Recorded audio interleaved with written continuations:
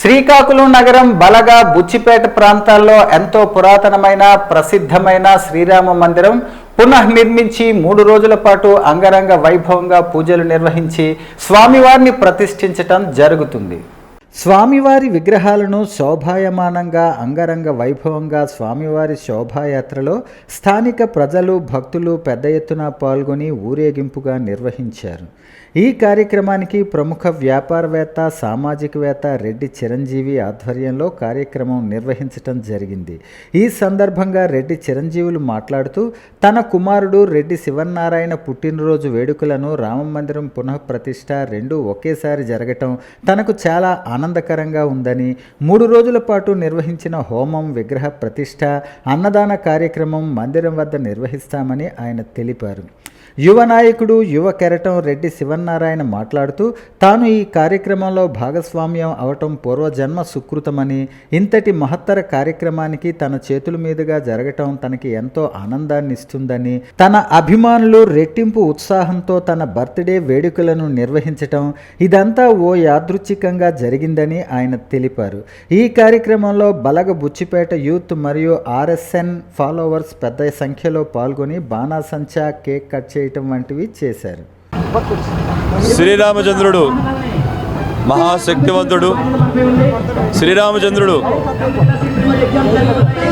అందరికీ కూడా రామచంద్రుడు దుక్కు చూసి మనం అందరం కూడా నేర్చుకోవాల్సింది చాలా ఉంది. అయితే దానికి ముందు తెలియవలసింది ఏంటంటే, మన బుచ్చిపేట బలగా బుచ్చిపేట జంక్షన్లో ఉన్న రామ మందిరం 1971లో నిర్మాణం జరిగింది. అది 2025 వరకు కొనసాగింది. 2025లో అది ఆ పాత మందిరాన్ని తీసి కొత్త మందిరాన్ని నిర్మాణం చేయడం జరిగింది. రెడ్డి చిరంజీవులు గారి సమక్షంలో, భక్త మహాశయులు సమక్షంలో సహకారంతో అత్యంత వైభవంగా నిర్మాణం చేయడం జరిగింది. ఆరవెల్లి ఉమాశర్మ గారి చేతుల మీదుగా ప్రతిష్టాపన జరుగుతుంది.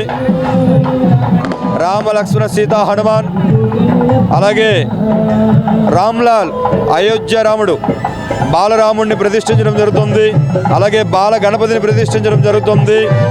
ఈ రోజు నుంచి 3 రోజుల కార్యక్రమాలు 12, 13, 14వ తేదీన అంటే శుక్రవారం నాడు పౌర్ణమి రోజు ఉదయం 10:34 ప్రతిష్టాపన, మధ్యాహ్నం అన్నప్రసాద వితరణ, అలాగే సాయంత్రం సీతారాముల వారి కళ్యాణం జరుగుతుంది.